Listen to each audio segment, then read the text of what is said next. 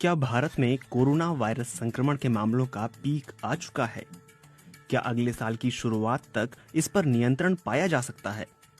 भारत के शीर्ष वैज्ञानिकों का एक समूह ऐसा ही मानता है।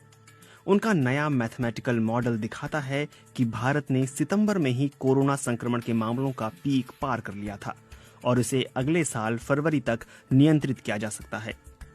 पीक वो स्थिति होती है जिसके बाद मामलों की संख्या घटनी शुरू हो जाती है। ऐसे सभी मॉडल मानकर चलते हैं कि लोग आगे भी मास्क पहनते रहेंगे, भीड़ भाड़ वाली जगहों पर नहीं जाएंगे, सोशल डिस्टेंसिंग का पालन करेंगे और नियमित रूप से हाथ धोएंगे।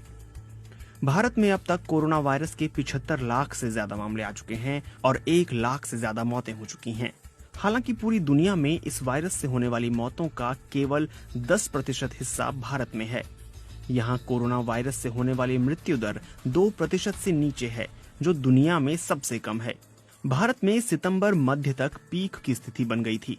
उस समय यहाँ 10 लाख से ज्यादा एक्टिव मामले हो चुके थे। तब से भारत में कोरोना संक्रमण के मामले लगातार घट रहे हैं। पिछले हफ्ते तक भारत में हर दिन औसतन 62,000 मामले आए और 784 मौतें हुई। कई राज्यों में कोविड-19 के कारण रोजाना होने वाली मौतों में भी कमी आ रही है। लगातार टेस्ट किए जा रहे हैं। पिछले हफ्ते हर दिन औसतन 1 लाख से अधिक सैंपल की जांच की गई है। भारत सरकार द्वारा कराए गए इस ताजा मैथमेटिकल अध्ययन का हिस्सा रहे 7 वैज्ञानिकों में माइक्रोबायोलॉजिस्ट डॉक्टर गगनदीप कांग भी शामिल हैं। वह रॉयल सोसाइटी ऑफ लंदन की फेलो चुनी जाने वाली पहली भारतीय महिला हैं। अन्य बातों के अलावा इस अध्ययन में लोगों के संक्रमित होने की दर, उनके ठीक होने या मरने की दर और महत्वपूर्ण लक्षणों वाले संक्रमित लोगों की संख्या पर भी ध्यान दिया गया है। वैज्ञानिकों का कहना है कि अगर मार्च में लॉकडाउन नहीं लगाया होता तो भारत में एक्टिव मामलों की संख्या 1 करोड़ 40 लाख से ज्यादा पहुंच चुकी होती। वहीं कोविड-19 से 26 लाख लोगों की मौत हो चुकी होती, जो मौजूदा हालात के आंकड़ों से 23 गुना ज्यादा है। दिलचस्प है कि बिहार और उत्तर प्रदेश में हुए अध्ययन में आए नतीजे कहते हैं कि इन दोनों राज्यों में बिना पर्याप्त जांच व सावधानी के लौटे प्रवासी मजदूरों का कोरोना के मामलों पर बहुत कम असर पड़ा है। Indian institute of technology Hyderabad के प्रोफेसर माथुकुमल्ली विद्यासागर बताते हैं कि यहाँ जून तक पीक आ गया होता। इससे हमारे अस्पतालों पर भारी बोझ पड़ता और लोगों में डर फैल जाता। लॉकडाउन से कर्व को फ्लैट करने में मदद मिली है। Professor Vidyasagar royal society of London में फेलो भी हैं। लेकिन भारत में अब त्योहारों का मौसम शुरू होने वाला है, जब लोग एक दूसरे से खुलकर मिलते जुलते हैं। ऐसे में एक भी सुपर स्प्रेडर और लोगों के मिलने जुलने में तेजी 2 हफ्ते में पूरी सूरत बदल सकते हैं। उदाहरण के लिए केरल में त्योहार के बाद सितंबर में बहुत तेजी से मामले बढ़े थे। वैज्ञानिकों ने मामलों में अचानक तेजी आने की चेतावनी दी है।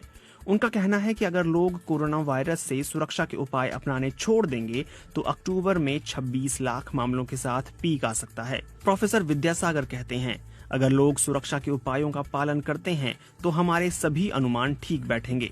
हमारा मानना है भारत में सितंबर में ही पीक आ गया था। हमें ढिलाई नहीं करनी चाहिए।